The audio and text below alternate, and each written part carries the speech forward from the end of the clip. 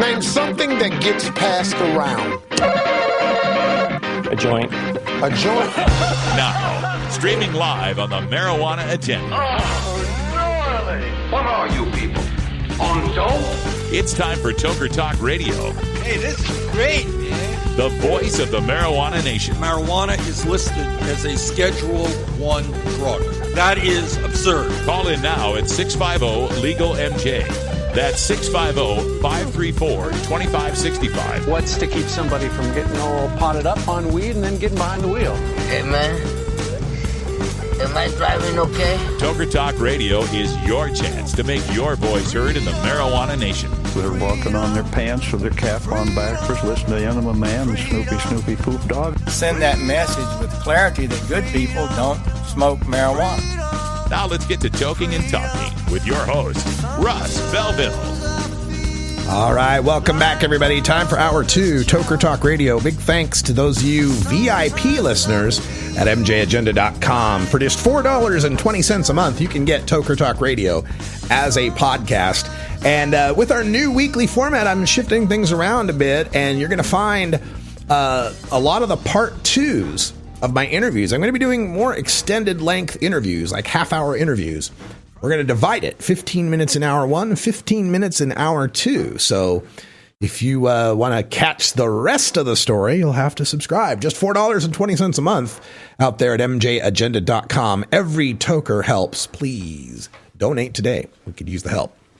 All right, so we open up Toker Talk Radio with a story that hits a little too close to home. A story coming out of Dallas. DFW, NBCDFW.com, News 5 out there says, Dallas police say the man suspected of fatally shooting a woman at a Dallas apartment building on Tuesday morning was later shot and killed by officers.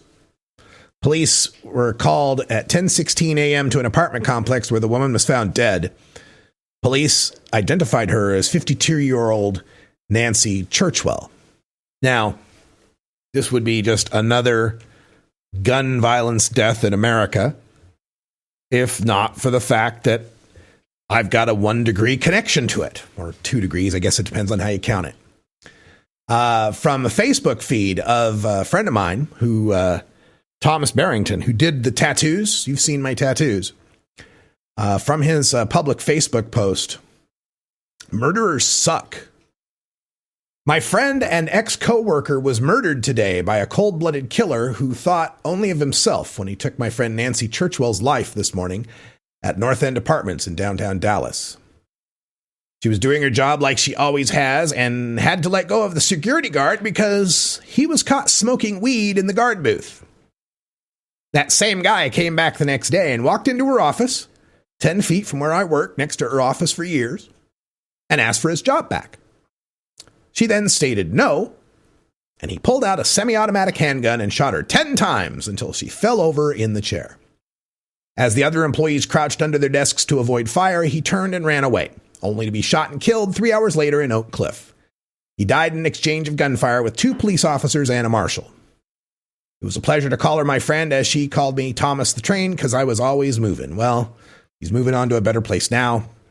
You'll be missed dearly, my friend Nancy. Now, this happened in Texas, in North Texas, in the heart of open carry enthusiasts, a place that's chock full of good guys with guns, a place where there was security guards. She shot down by a former security guard. And what do you do? I keep hearing all these calls for arming the teachers and hardening the schools. What, are going to harden the apartment buildings now? And the churches and the concerts and the theaters and the parks and the amusement parks and the arenas. We're going to become that police state that we always worried we needed the guns to protect us from. That's the irony here, right? We got to have our guns to keep the federal government from putting us in a police state. We say from inside the bars and the metal detectors and the bulletproof glass. And the other thing that pisses me off about this is this will be seized on by Christine Tatum and Julie Shower and these anti-pot Puritans out there. They'll say, see, look, he was a weed smoker. He smoked weed, had violent psychosis. Look, there's crazy out there. There'll always be crazy out there. The question is, when someone inevitably falls through the cracks, how much firepower should they have? And I don't want to talk anymore about it. I know it's just, I've been going off about this gun issue all last week and 2 weeks since the Parkland shooting, but it doesn't happen anywhere else. I wish we could just all agree this doesn't happen anywhere else with the regularity it happens here. We're either crazier than everyone else, more violent than everyone else. There's something, there's one, there's got to be a variable. You know, it's not that we have more violent movies. They love our movies everywhere else. It's not the rap music. They've got rap music. They listen to ours everywhere else. It's not the violent video games. The South Koreans kick our ass in that department. Most other countries play the same video games. Other countries have crazy people. Other countries have disgruntled workers, right? It's just frustrating. I wish we could just all get a bong, right? Get a bong and just have to not deal with this. But unfortunately, this exists in our society, and interestingly enough, I'm not an anti-gun guy. I enjoy them. Last time I went shooting, got a lot of fun. I totally get it. I get the culture thing of it. I just think we ought to have, some oversight on this stuff, right? Nothing that you couldn't qualify for if you were a serious, well-trained, law-abiding individual. I've always said I'm never going to support any gun law that would keep my mom and dad from getting a gun. My mom and dad, 70 and 75, elk hunters, and maybe, a pistol for self-defense and stuff. But if you need a rifle that can shoot 30 rounds without reloading at 600 yards distance, maybe you should work on your diplomatic skills. Maybe when is the platoon coming from you? What is it you're needing to fight against? You're needing, get yourself a handgun and become a better shot. I think is what we're talking here. Oh my God. I don't know what to do about this, but, I'm not going to shut up about it because I care very much about it. I think this is one of the defining subjects right now of our transition from a mostly agrarian colonial type country, our birth as, the Second Amendment was ratified originally for the slave patrols in the southern states, right? Those were a lot of the state militias at the time, where they're keeping the slaves in line, and we had to have the guns to keep the slaves in line. And so a lot of the southern states, when they were petitioning, when they're putting together the Constitution, were making complaints. The original Second Amendment was written around a federal. It said the liberty of a country is determined by blah, blah, blah. And they said, no, we need to change that to the security of a free state, not a free country. Because if you say a free country, then they might federalize all the militias, and then we wouldn't have our state slave patrols. Yeah, it's interesting. You should read up a little bit about this stuff. And we're just no longer in a position where we're out on the frontier, in the covered wagons, and got to have, an arsenal to repel the Indian attack. We're not in the situation anymore where we have to have duels. Our founding fathers lived at a time when you dueled. Right? Aaron Burr, Alexander Hamilton, there were duels, man. It's a different time and place. And I still think we can be a country where civilians can have guns and can even have powerful guns. Like I would even approve of a law that allowed you to get an M60 machine gun. I think there ought to be a real hard test to get it. I think there's a space for it. I think there is. But what we're doing now clearly isn't working. What's going on now is clearly unacceptable. And I would just like some acknowledgement from the other side that the random spraying of bullets in public places and the slaughter of children in schools is a bad thing. And we all ought to do something to change that. And it just seems to me that some people are arguing for the right to their hobby over other people's right to life.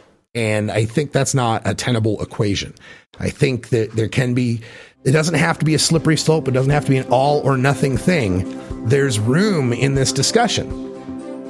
Unfortunately, people on both ends of the discussion have a vested interest in keeping it out to those polar extremes. I don't know. Anyway, let's go to break. And when we come back, Donald Trump wants to execute drug dealers. Told you so. You're listening to the Marijuana Agenda with Russ Belville. Looking for the 420 friendliest way to visit beautiful legal Potland, Oregon? I'm Lori Duckworth, inviting you to come stay with us at Delta 9 House and Studios. You get your own private room with queen bed and access to our high-speed Wi-Fi, premium entertainment system, and more. We'll even cook you breakfast. Look us up on Facebook at Delta 9 House. That's facebook.com/Delta9House. Delta 9 House is booked through Airbnb.com. City of Portland permit number 17-159855. Say, man, you got a joint? No, not on me, man. You're listening to the Marijuana Agenda with Russ Belville. It'd be a lot cooler if you did. Learn more at mjagenda.com. Weed. Pot. Edibles. Trees. Dabs. Loud. It helps my anxiety. My cramps. My appetite. It allows me to slow my thought process. It helps me feel balanced. It gets me going. It helps me feel normal. More social. I just like it. It's fun. It smells good. Okay, I love it. But I don't drive. I don't drive. I don't drive. I never drive high. No matter why. It's still a DUI. DUI doesn't just mean booze.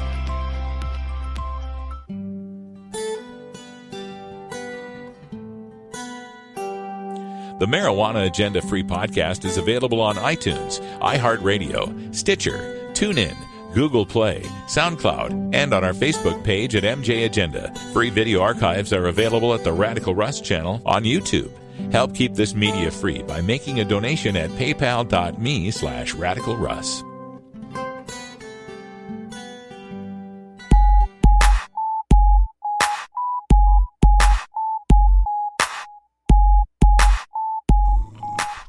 Hello, Mr. Man. Hi. I'm working. I'm sorry. No food till this is done. It's time for Toker Talk Radio, the voice of the marijuana nation. Call in now at 650-LEGAL-MJ. Welcome back, everyone. 12 after the hour. There's a story coming from WAFB. This is out of Mississippi. WAFB in Mississippi. And the story is about the police chief there who's been suspended with pay because a video surfaced that appears to show the police chief smoking what he implies to be marijuana. And there he is. It looks like he's wearing a Pittsburgh Steelers kind of shirt, and he's got a pipe close to his face, and he's got the lighter going. And he submitted his resignation as police chief. According to a city official, Flint was suspended and submitted his resignation, though the resignation was not accepted. Now, if you're busted in Mississippi with some weed by the police chief, you know your life's going to be turned upside down. But so far, he's not working and getting paid. So, hey, what do you know? He says he deserves a second chance. He says, quote, "Everybody in life makes mistakes, and so it is our intent to make sure we investigate this matter properly." That's Griffith, who is the chief there, or who is it? Jonathan Griffith, the superintendent of the city. Griffith questioned the video and why it was released, saying everyone deserves a second chance. Quote, "I currently support the police chief." Yes, I do, Griffith said when asked if he support the chief remaining in his current position. Hey, police chief smoking weed on camera on the Facebook. Oh my gosh, people make mistakes. Gee whiz. He deserves a second chance. Poor guy. He questions why the video was released. Oh, I love these dirty tricksters that when the video surfaces, whose motivation was it to show me doing something terrible? How dare they? Dude, you're the one doing it, but okay. But let's take a look at normal.org. You can go to normal.org/laws/MS, and you can find Mississippi. You'll find that on all the normal.org page, normal.org/laws/two-letter abbreviation for your state. And according to state laws in Mississippi, the possession of 30 grams or less of marijuana on a first offense is decriminalized. It is a decriminalized state there. Now, it is punishable by a fine of $100 to $250. And the second and third convictions, though, are punishable as misdemeanors with 5 days of imprisonment. And I believe that's a mandatory 5 days in that case. Right. So maybe it was just his first time. It's just his first time. Now, you got to watch out in Mississippi, though, because hash and concentrates is a felony. Possession of 0.1 gram of concentrate is a felony with 3 years in Mississippi. 0.1 gram. You know what I call it when you got 0.1 gram of concentrate? We are out of concentrate. If it's less than 0.1 gram, it's a misdemeanor or felony. So they could still, even less than 0.1 gram, they could still call it a felony with a year in prison. So great for this police chief, but anyway, I just saw that story come up. I wanted to comment on it, but let's talk a little bit more about Donald Trump. Report coming out of marijuanamoment.net. Trump wants death penalty for drug dealers, report says. And this is the news site Axios, which is reporting on this, Axios.com. And it spoke to 5 sources. He often jokes about killing drug dealers. He'll say, quote, "You know, the Chinese and Filipinos don't have a drug problem. They just kill them." He says that a lot, said a source who's spoken to Trump at length about the subject. He says, quote, "When I ask the Prime Minister of Singapore, do they have a drug problem? The Prime Minister replies, no, death penalty," end quote. But the president doesn't just joke about it. According to 5 sources who've spoken with Trump about the subject, he often leaps into a passionate speech about how drug dealers are as bad as serial killers and should all get the death penalty.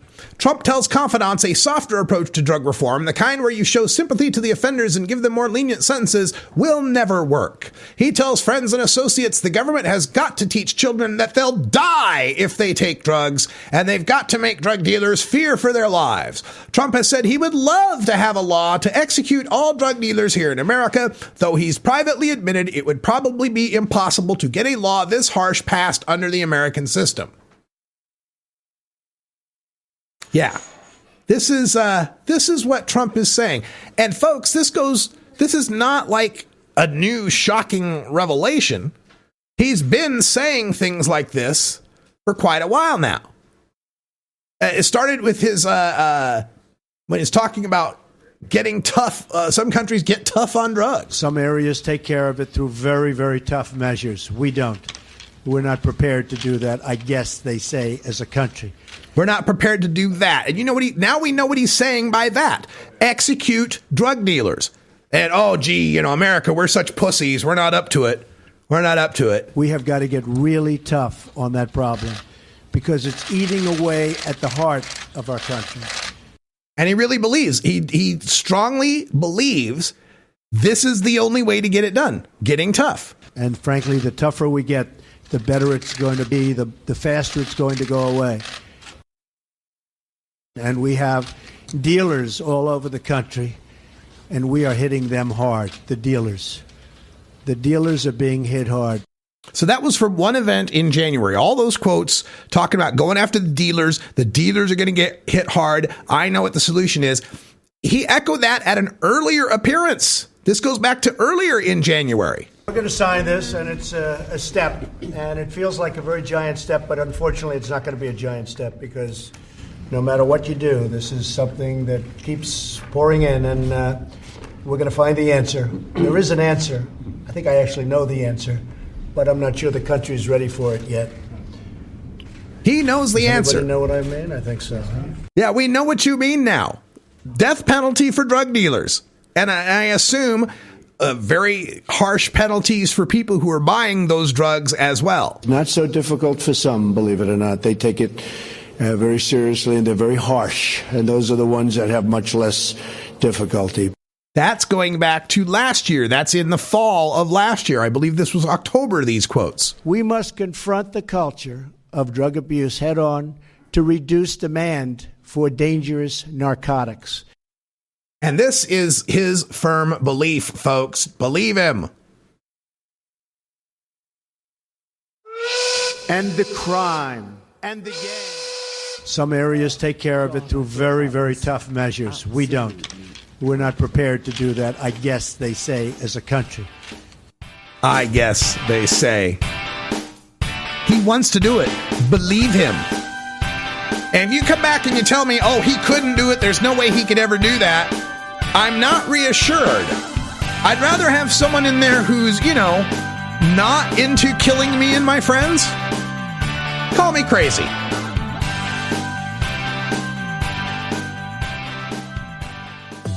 If you work in the cannabis industry, consume marijuana, or just support freedom, you need to know about breaking policy news that affects you. Marijuana Moment is the daily newsletter that helps you stay on top of all the latest and most important state, federal, and international cannabis developments. Brought to you by longtime legalization activist Tom Angel, Marijuana Moment puts a concise yet comprehensive overview of cannabis news in your inbox early every weekday morning. Wake up to Marijuana Moment and rest assured you'll be ready for the cannabis news that's driving the day. Subscribe now at marijuanamoment.net. The Marijuana Agenda with Russ Belville. Law enforcement is a part of the answer. It's part of creating a climate of hostility to drug use in America. Whatever you're smoking, it's not marijuana.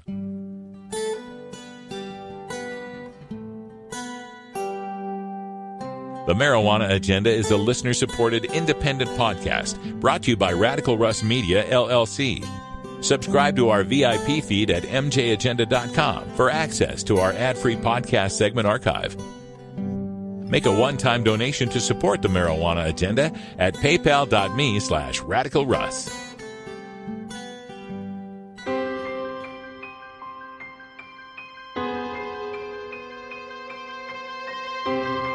Now, in the interest of fair and balanced journalism, the Marijuana Agenda presents this anti-drug public service announcement. This is a banana. This is a cat. This is fire. This is harmless and actually helpful to some people. Don't believe everything you hear. The fact is that every major health organization rejects smoked marijuana. Now that the smoke is cleared, discover truecompassion.org. This has been an actual anti-drug public service announcement. To combat this and other drug war hysteria, listen to the Marijuana Agenda every weekday at 3 p.m. Pacific at live.mjagenda.com or download the free podcast at mjagenda.com. New beginner guitars and banjos are often constructed much better than ones built before your time. Why struggle? Get a new instrument or fix the old one. The trusted professionals at the Fingerboard Extension will evaluate your instrument for free. Repairs are priced for people who work for a living. Stop by the Fingerboard Extension downtown Corvallis at 120 Northwest 2nd Street today or check out its inventory on the web at fingerboardextension.com. You're listening to the Marijuana Agenda with Russ Belville. It's like I picked the wrong week to quit smoking. Learn more at mjagenda.com. Hey everybody, it's Russ Belville from the Marijuana Agenda, inviting you to be like me and get your ink done at Lucky Horseshoe Tattoo, Fort Worth's most female-friendly, clean, sterile, awesome tattoo shop. Thomas and his crew are true artists who can design you a custom piece or use a design you bring in. Lucky Horseshoe also offers all styles of tattooing as well as piercings and all-around fun. In the DFW area, stop by Lucky Horseshoe Tattoo and tell them Radical Russ sent you. Trust me, it'll feel awesome. This is Cannabis Q&A with Dr. Mitch Earlywine. Dr. Earlywine is a professor of psychology at the State University of New York at Albany and author of numerous books and columns on cannabis science, culture, history, and medicine. Email your questions to Dr. Earlywine at 420research@gmail.com or call the Marijuana Agenda message line at 650-LEGAL-MJ. Now, here's your Cannabis Q&A. All right, we're back with Dr. Mitch in our part 2 of our top 10 cannabis science stories for 2018. If you missed the top 5, you can get them on the free first hour of the Marijuana Agenda podcast. Check that out at mjagenda.com. And Dr. Mitch, welcome back. Always a pleasure to be on the Marijuana Agenda. Thank you so much, sir. And also want to encourage people to check out normal.org. keeping track of what's going on in 50 states, the 5 territories, the United States, and around the world when it comes to cannabis policy and law. NORML.org. Get signed up for the alerts as well so you can find out what's going on in your state and get active. All right, so our top 5 here as we're looking at February of 2018 begins with one of the holy grails, if you will, for our opponents of marijuana legalization. They want the roadside sobriety test. They want something like a breathalyzer for cannabis. And there's a new study on roadside saliva tests. These have been considered something that might be a breakthrough. Dr. Mitch, what's the latest on these roadside sobriety tests using saliva or people's spit? As you can imagine, I've been mouthing off about this since the early 1990s. I do not feel like anyone's saliva or blood or urine is, anything near a legal search and seizure. But we have tried to, establish certain parameters for impairment, particularly when it comes to driving. This is not the approach. I would much rather, they asked you to juggle and ride a unicycle or, some kind of behavioral measure that would suggest you can drive or you can't.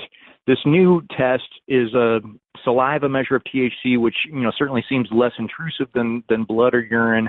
When I take a close look at this, after all the statistical mumbo jumbo, I'm afraid that the oral fluid test is okay at saying, yeah, you've had some THC recently, or no, you haven't, but it really cannot make the fine distinctions that folks have used as far as saying, here's a level that is safe, here's a level that is not safe for driving. So again, I'm just going to perseverate on my adaptation of those standard roadside sobriety tests. If you are a cannabis user, and you can't walk a straight line, by all means, you sure shouldn't drive.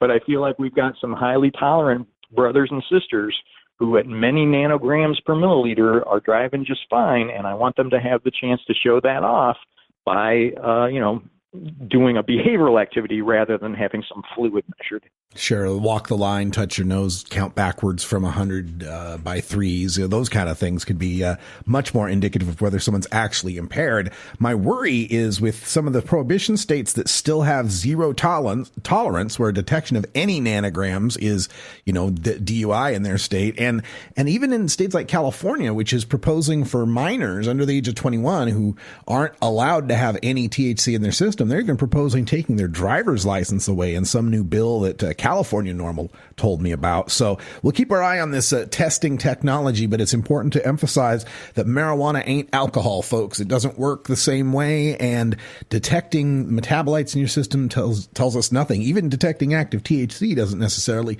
tell us whether someone is too impaired to drive.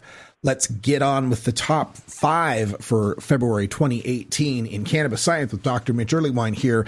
And this is an interesting study because we've just seen the first state, the number 9 state to legalize, Vermont, the first state to legalize through their legislature. And they've got a type of policy that allows for the home cultivation of cannabis, but no commercial cannabis sales, no pot shops. Meanwhile, New Jersey is looking at a program of having commercial cannabis sales, pot shops, but not allowing home grow. So we're pretty new into legalization, but we're wondering about the science on this as far as the social science and whether or not home grows are a good or bad thing for our society with respect to maybe increased crime or degrading neighborhoods. Dr. Mitch, this latest study is an analysis of home grows and how they affected the markets. And what does it tell us, good or bad, about home grows? Well, I'm sure none of our experienced listeners are going to hear me say anything bad about a home grow. But what we've got essentially are data from both the Czech Republic, where it's essentially one form of decriminalization, and New South Wales, one of the territories in Australia that has a personal cannabis cultivation is not legal. And they're finding that in the Czech Republic, people are more likely to have grown their cannabis their own, or at least gotten it from somebody who they know. And they tend to think, this is probably more likely to be free of chemicals. And I really, just trust this guy. And I feel like this is a better source for me. And it's not, a giant advertised thing. It's my buddy down the road. And the Australian situation, in contrast, folks tend to see this as sort of large-scale rather unsafe conditions where they're not sure about the use of pesticides and things like that. And so what a surprise, cannabis users would rather have a kind of boutique-style source of a strain from their buddy than some rather large-scale thing that they're not really sure about. You know, this reminds me of my old days in Idaho under Prohibition, where I subscribed to what I consider sort of the 6 degrees of Kevin Bacon when it comes to marijuana. It's like however far away you were from the grow, the farther away you get, the more crime and bad things start to happen. Like if you're the grower, well, you know exactly what you did and you're getting exactly what you expected. If you're one step from the grower, you're buying from the grower, well, you have a pretty good idea. You can trust this guy. If you're another step away, somebody's added a price to the bag and now we don't know it's been broken down with. And every step you get farther away, it just gets a little more troublesome. I'm just so glad we don't have to deal with those steps here in these legal states in the West Coast and elsewhere. All right, let's get to the number 3 story, because this one's got me shaken. I'm a little worried about this one. I think we discussed it with you on a previous episode, the idea of increased taxation on cannabis products that were of higher potency. And one of the arguments that was lent to support that was that higher potency cannabis might be more problematic, especially when it comes to dependence. We now have a study on this. I caught this in The Guardian, and I think they were taking a look at Dutch cannabis, the Netherlands. And what does it tell us about the relationship between cannabis potency and perceived problems with cannabis? Well, so as you know, I've often been very critical of this idea that somehow stronger pot is more dangerous. In truth, particularly if you're vaporizing, stronger cannabis is essentially an invitation to smoke less. And so you're not going to get respiratory irritation. You're not going to have an uppity cannabis bill, and everything should be really fine. This survey essentially suggests that, yes, cannabis potency has increased over the years, but through some kind of statistical hand-waving, they're saying, look, we're also getting increases in the number of treatment admissions that are about cannabis. And so as the cannabis strength is going up, so are these treatment admissions going up. I can't help but point out that, you know, as attitudes about cannabis have changed, people who are struggling with it are more likely to go to treatment and more likely to say that that's what they're in treatment for. And I feel like we're really jumping the gun on this. Nevertheless, if you got some, 90% THC dabs you're doing or something like that, please, by all means, a little dab will do you. Take your time with it and enjoy what little you may need in order to be high. There's no need to get higher than high. Do we see anything similar with regard to alcohol? Do we see, tequila causing more alcoholics than beer? As it turns out, and I thought this was kind of a euphemism in the treatment centers, but no, alcohol is alcohol. So a guy who drinks 24 beers is essentially getting the same amount of alcohol as a guy who drinks 20 shots. So it's alcohol really is alcohol. And although, the binge drinking issue with the slamming of shots and things like that does turn out to be, a potential problem, really it's not as if stronger means worse. And it's kind of sad because I feel like part of this is the product of prohibition, in that as soon as, people really start clamping down on cannabis, that's when we seemed like we needed to make it stronger. Now that things are easing up, you're seeing much higher CBD strains. They're less intoxicating, certainly less likely to lead to problems. And I feel like we could all just mellow out and, appreciate a high rather than have to sneak it. I'm optimistic that we're gonna see a fine spirit of harm reduction with this in the coming years. I think we'll also, in the coming years, be able to evaluate what's going on here in the legal states and have a lot clearer picture as to what the potency relationship may be, if any. Again, I'm of the mind that a molecule's a molecule. The only time potency matters is when we're talking about overdose. But we shall see. All right, this number 2 story in our top 5. Oh boy. Okay, so recently we've seen Jeff Sessions, Pete Sessions, the congressman from Texas, of course, Jeff Sessions, the attorney general, and anyone else who's that Florida sheriff who can get in front of the mic and tell us that everybody they know that started with heroin started with marijuana. Marijuana was the gateway that led them straight to heroin, and then they die. And so now we've got yet another study on, and this one's interesting, though. I think it puts a little finer point on it, which is the injection use of heroin. Does cannabis lead to the needle? What is this study telling us, Dr. Mitch? I got a big kick out of this in part because I feel like they're really going to the source that we're most concerned with, and that's street-involved youth. And, you can imagine all the horrible situations that lead folks to end up having to live on the street, particularly if they're under 18. These kids, it turns out, if they were using cannabis, were less likely to initiate injection drug use. Particularly the power of that negative relationship was stronger for the injected stimulants. So the idea that, in fact, I have cannabis, I already have something that is making my life as tolerable as possible, there's no need for me to go ahead and put a needle in my arm, I certainly relish. Nevertheless, it saddens me that there are all these youth on the streets, and it does freak me out that the gateway theory hasn't died yet. This is yet another nail in what should have been a coffin that was buried a long time ago. So we often see data sets where they're pulling tricks like they throw out the people who don't use cannabis before hard drugs, or somebody like Allen Ginsberg, who literally used heroin first and said it was a gateway to cannabis. All those data Philippe Lucas and I have gathered basically showing that cannabis has helped people get off opiate drugs. I really want to make sure we, jump up and down and send the message home, particularly given the opiate epidemic that's in the United States lately. Yeah. There's no time for fake news on this. We got to make people understand that cannabis helps people get out of problems with opioids.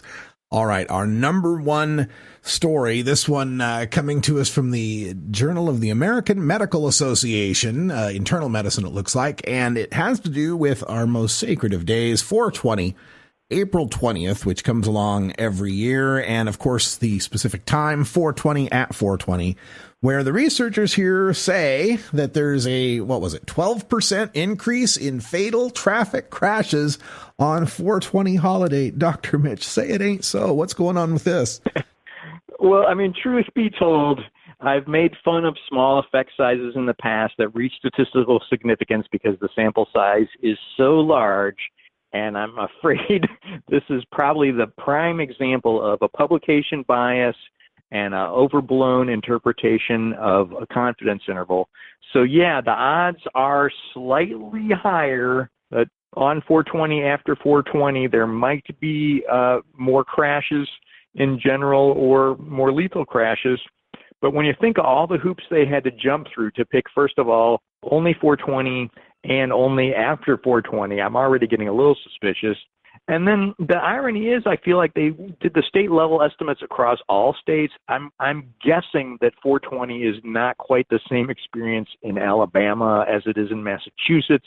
So I don't want to make too much of this other than the fact that essentially there is at least a publication bias and perhaps a small effect on 420. So by all means, celebrate 420 after 420 in your own home, and let us continue to move towards more legalization so that 420 doesn't even stand out. Well, I was wondering when I saw this, wouldn't there be some effect on crashes after the close of any celebratory event that brings people to one particular place, a football game, a art in the park, anything where people gather and then all at once leave? I would think there'd be more traffic problems, wouldn't there?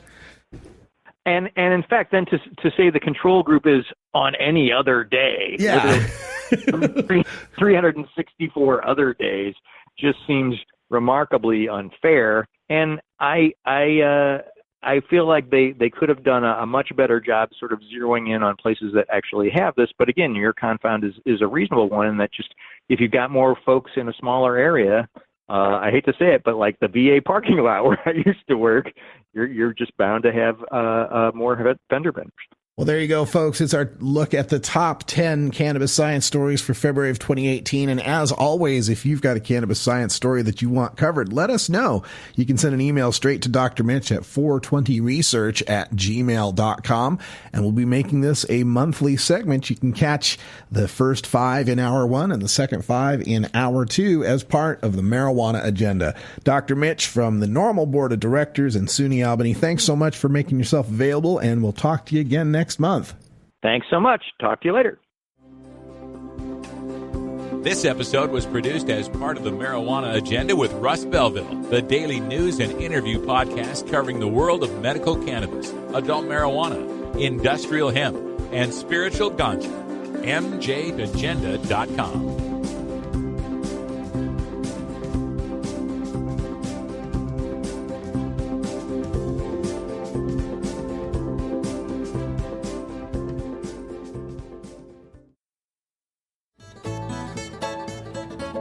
New beginner guitars and banjos are often constructed much better than ones built before your time.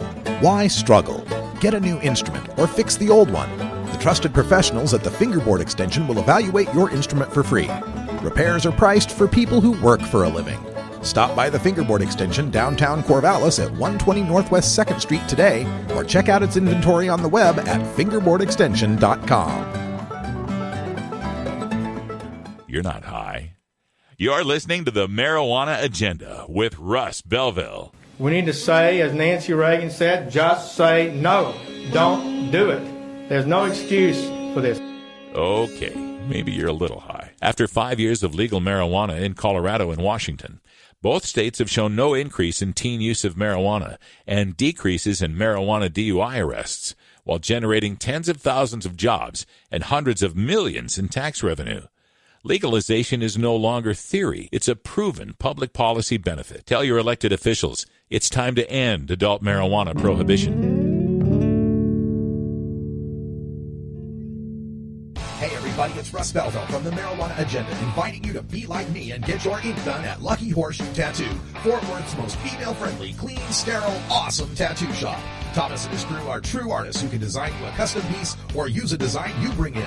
Lucky Horseshoe also offers all styles of tattooing as well as piercings and all-around fun. In the DFW area, stop by Lucky Horseshoe Tattoo and tell them Radical Russ sent you. Trust me, it'll feel awesome. I have a package here for Radical Rick. Is there a Radical Rick here? How about a Rick Russ? Any Rick Russ? Somebody named Freddie Barack has sent him a package. Anybody? What is that? Smells like a skunk. It's time for Toker Talk Radio, the voice of the marijuana nation. Call in now at 650-LEGAL-MJ. All right, welcome back, everybody. 42 and a half after the hour. And, I love doing a live show because every now and then I'll be doing a show and some news will break that I get to be one of the first people to talk about it. And I'm really excited about this story. Just broke on the Washington Post at the top of this hour. Mueller investigation examining Trump's apparent efforts to oust Sessions in July. Now, this is going back to the special counsel, Robert Mueller, investigating the Trump administration for possible collusion with the Russians. That also includes a look into money laundering, also includes a look, in this case, into the potential obstruction of justice charges. And it's no secret that Trump doesn't like Sessions very much. He's made all sorts of tweets and comments about him, very derogatory, and is basically upset that Sessions recused himself from any handling of the Russia investigation, which turned things over to Rod Rosenstein. And now Trump's in a bind. He can't go firing Sessions without appearing to obstruct justice into the investigation into his own misdeeds. So this story has a great point to it. Here's one of the example Trump tweets. Why is AG Jeff Sessions asking the Inspector General to investigate potentially massive FISA abuse? Why not use Justice Department lawyers? Disgraceful. So that's one of the Trump tweets, right?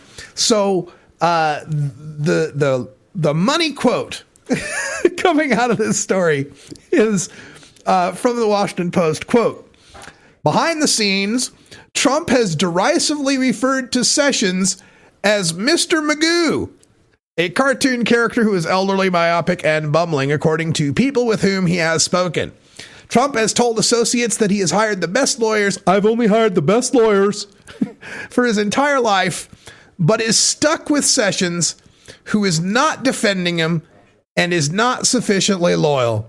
Oh, Magoo, you've done it again. So we got a new name for Jeff Sessions now, Mr. Magoo. I was scouring my hard drive to see if I had any Mr. Magoo cartoon clips. Unfortunately not, but by next week I will. We will have some Mr. Magoo clips here. Sessions did respond in a statement. He said, quote, "As long as I'm the Attorney General, I will continue to discharge my duties with integrity and honor, and this department will continue to do its work in a fair and impartial manner according to the law and Constitution." End quote. So the war is on. Sessions and Trump at it again. It's just, if anything, I guess this is good. I don't know. Is this good? We just heard from Trump talking about wanting to execute drug dealers, right?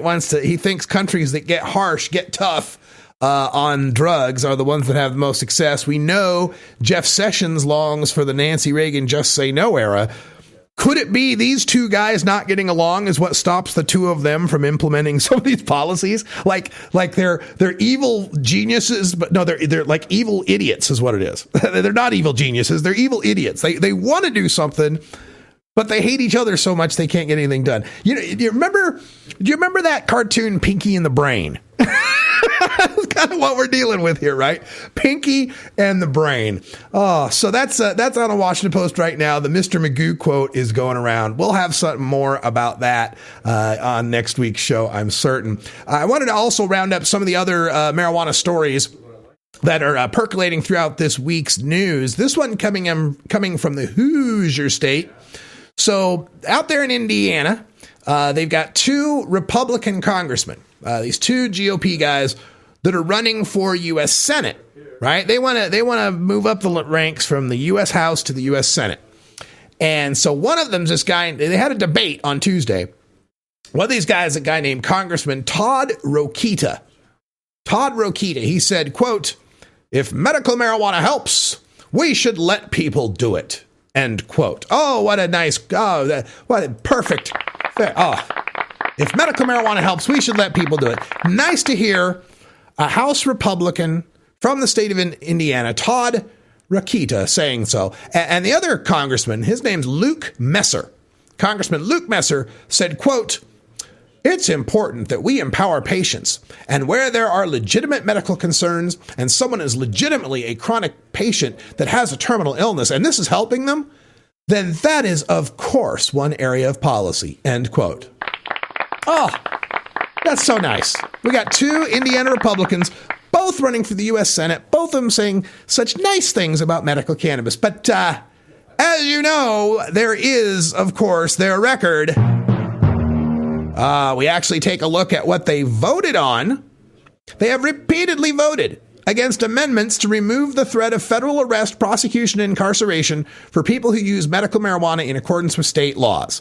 Tom Angel reporting this out at marijuanamoma.net. Both Congressman Rokita and Congressman Messer voted against the Rohrabacher-Blumenauer amendment to protect the medical marijuana states.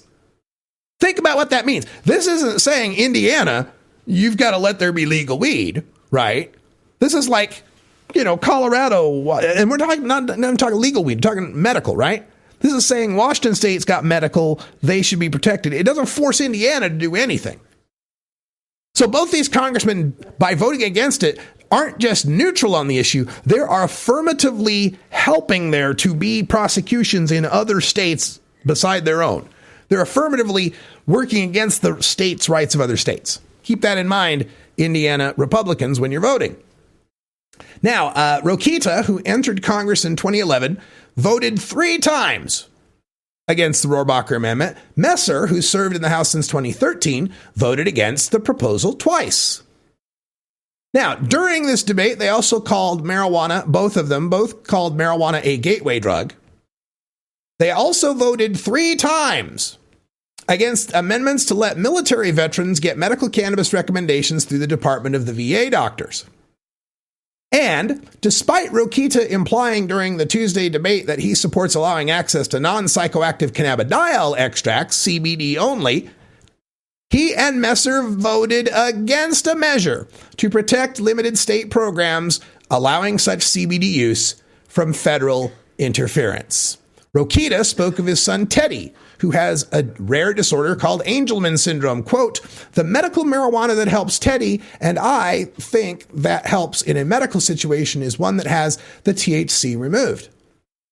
Rokita voted against protecting states that would allow his son to use CBD only that has the THC removed. Messer said he's concerned about how broader legalization of marijuana is playing out in Colorado. Quote, I'm a federalist who believes we ought to allow the federal system to work. Part of that idea is some states may experiment with policies and others may not. So Colorado's a few years into this big experiment. Let's see what happens in Colorado over time, and we'll be in a better position to judge. End quote. But again, he opposed an amendment to protect states that do legal marijuana. So if you're a federalist, you would be voting to allow, and you're saying, let states experiment with policies. Start voting like it. I'm so glad Tom is calling these guys out on it. And I hope more people recognize it. There's these Republicans, because a lot of people out there, like there's that. I always say that the support for medical marijuana is a mile wide and an inch deep.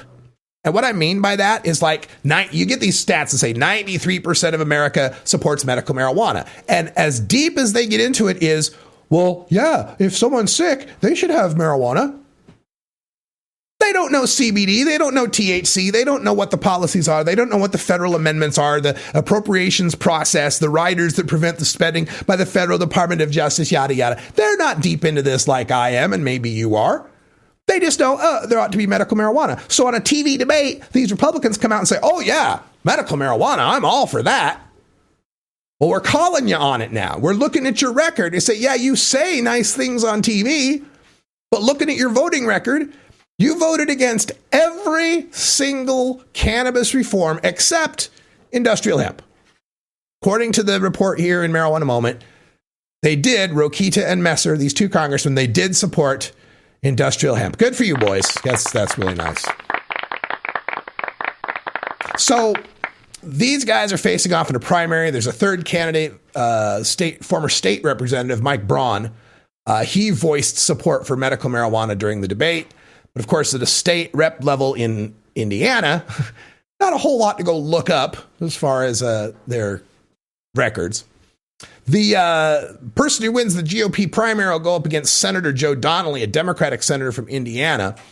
He's not a great rep either when it comes to marijuana laws. Normal's giving him a D. So the Democrat who's in there right now has the same letter grade as these two Republicans that are facing off against him, right? So who knows what we're going to get out of this. But there's your latest from Indiana as far as... once again, GOP trying to play both sides, trying to present themselves as not being anti-medical cannabis while they're voting against it every chance they possibly can get. All right, we're going to take a break, and when we come back, we'll have time to wrap things up here at Delta 9 House and Studios. We got yet another study on medical cannabis laws and teen use of marijuana, and an emotional plea from a TV anchor on medical cannabis. You're listening to the Marijuana Agenda with Russ Belville.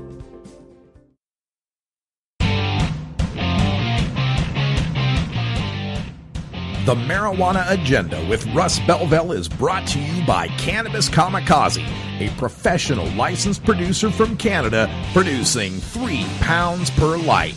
Follow Cannabis Kamikaze on Twitter at Cannabis Kamikaze. That's at Cannabis, Kamikaze. Cannabis Kamikaze. You're listening to the Marijuana Agenda with Russ Belville. Hey, I am your stoner.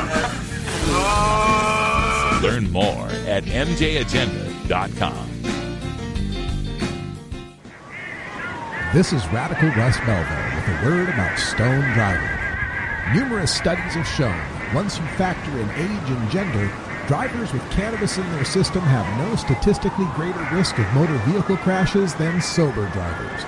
But that doesn't mean you ought to be toking and driving. Those studies are referring to people with any amount of THC or metabolite in their system, not people who've just smoked marijuana.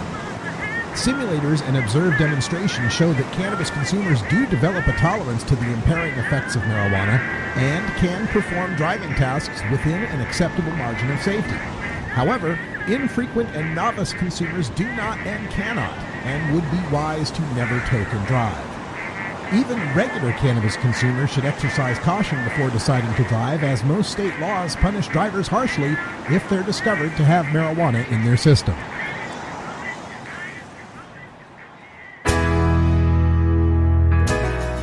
Health Cannabinoid, your ACMPR experts. Consultation services for medical cannabis. Visit healthcannabinoid.com or call 1-800-906-1383. That's www.healthcannabinoid.com or call 1-800-906-1383. Health Cannabinoid.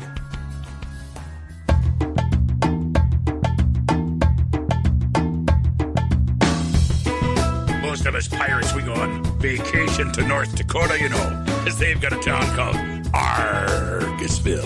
Arr, arr, arr. What are you smoking there, boy? It's time for Toker Talk Radio, the voice of the marijuana nation. Call in now at 650-LEGAL-MJ. Oh, welcome back, folks. We got 3 minutes here. We're in the lightning round during Toker Talk Radio. Thanks for joining us here. And remember, you can get the podcast information at mjagenda.com for both the free Hour 1 and the VIP $4.20 a month Hour 2. You'll get 4 or 5 shows every month for that $4.20, so less than $1 a show. All right, Tom out at Marijuana Moment got a story up. Medical cannabis laws don't increase teen marijuana use, yet another study finds. Yes, of course. State laws that allow people with doctors' recommendations to legally use medical cannabis don't lead to increased teen use of marijuana, a new large-scale meta-analysis finds. So, again, not a study so much as a meta-analysis, which is a look at a whole bunch of other studies. But again, teen use is not impacted by how you legalize marijuana for adults.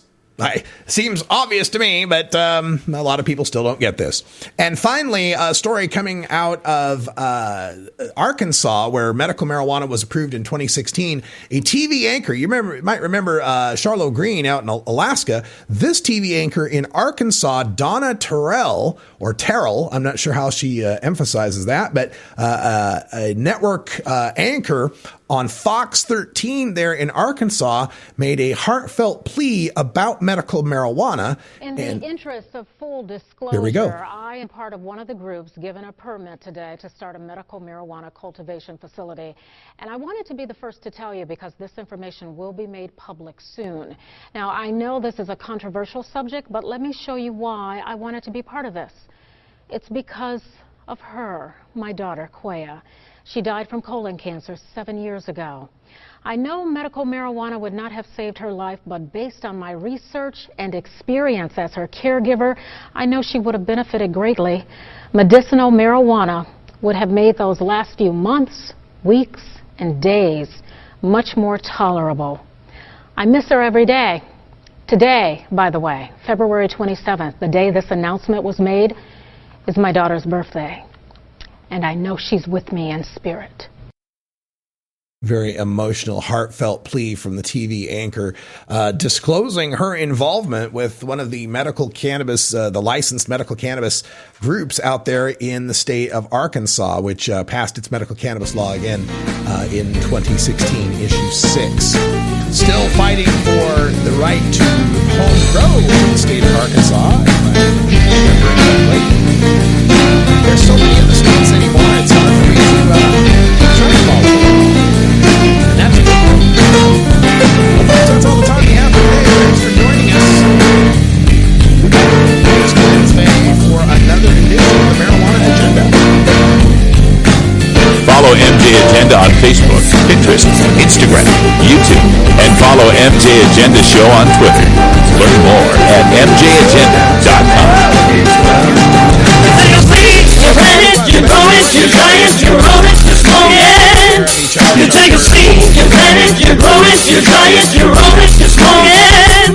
You take a seed, you plant it, you grow it, you dry it, you roll it, you smoke it, it goes down smooth.